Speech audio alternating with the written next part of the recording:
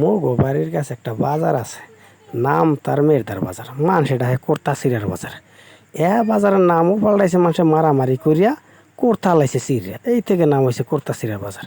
সেই বাজারে গেছি আমি, আমার বড় ভাই, আমার চাচায় গরু দেখতে। কিন্তু গরু দেখুন কি, দেখি মানুষই নেই, কিন্তু 2-4টা গরু আছে। সেই গরু দাম শুনলেও তো মাথা ঘুরায়। এক চাকায় 65,000, একটা কয় 1 লাখ, একটা কয় 1,70,000। কি যে এই গরুটা 1,70,000 টাকা দাম কয়, এই গরুটার মধ্যে আছে কি, আছে কতটি নারী গরু আর পেডি। এই পেডির দাম যদি 1,70,000 টাকা কয়, তা এই গরু দিয়ে হইবে কি, এর দিয়ে কোরবানি হইবে? আবার দেখি যে কিছু কিছু গরুর দাম জিগাইলাম, হ্যাঁ কয় গরুর দাম হইল 1 লাখ টাকা। 1 লাখ টাকার নিচে বলে গরুই নেই।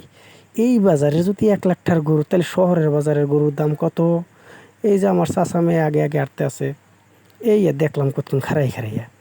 আশেপাশে কোনো গরু ঘরে কোনো লোকই দেখি না, 2-4টা গরু আছে, এই দেখলাম।